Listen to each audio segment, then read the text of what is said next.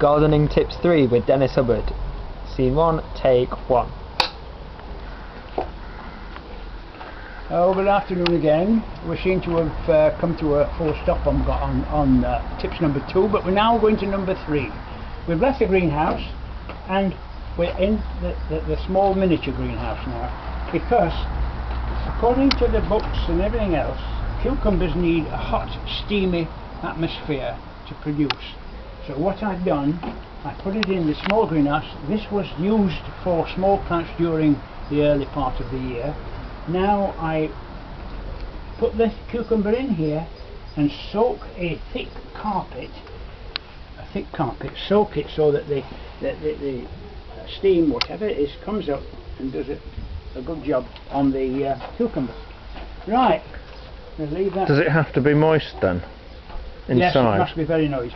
The air must be very.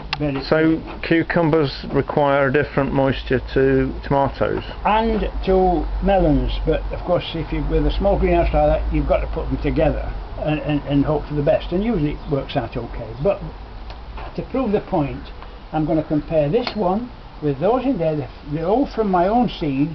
If these are that much better for being there rather than in there, then I have to do something about it, get another greenhouse or something. Right, we'll move on to the beans. Now there are two types of beans here, but before we talk about the beans, at the end of the year, when all the beans are finished, I dig down about 1.5 feet, whatever that is in modern language, I don't know, but about 1/2 metre I should think, and line it with rotted manure, horse manure, and then cover it over, and that's how you get a good crop of beans. You can't just pump beans in ordinary soil and hope for the best. You've got to do it that. I've got 2 rows. I've got the 4-foot row and a 6-foot row. The reason for that is the 4 foots will be stopped earlier to produce quicker. If you know what I mean. And when you stop it, you have to wrap it up with the top so it doesn't start to go again. And someone said the other day, why are there no bees about?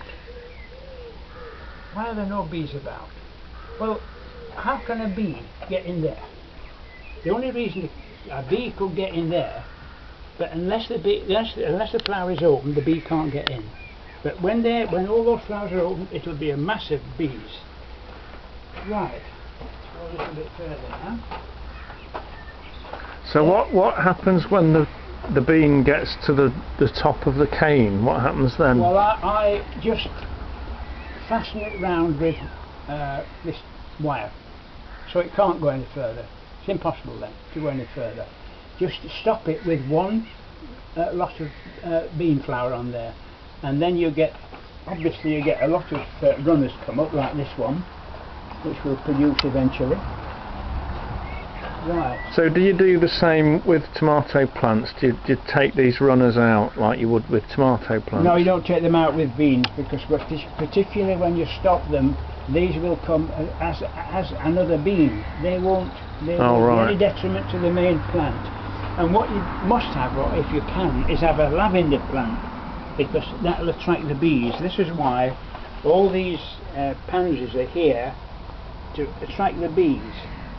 Now, talking about pansy plants, if you see a particular pansy you really like, what you do is put a marker round it like this. When it's in flower, a marker, and then it's like that.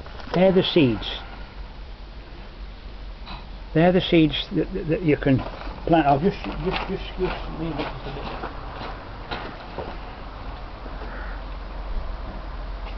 And then you put them in the greenhouse, and then leave them for a while. And when they go brown, they're ready for planting, and you'd never have to buy another bean.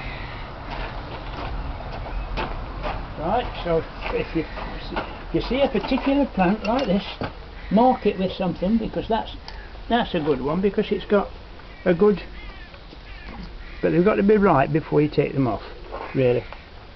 Right. And those seeds that you keep yourself, They're as good as the ones that you buy in the shops, are they? They're better because you know where they've come from. You know what's going to happen. You know exactly what you're going to get. But with seeds, you get hundreds of seeds, and you only need one of those. Imagine how many plants you can get out of that. There must be 100 seeds there. Yeah. So it's the economy. It's economy all the time. Right.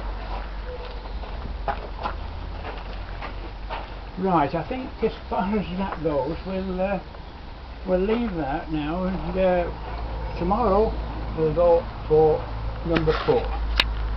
Thank you very much. You're welcome.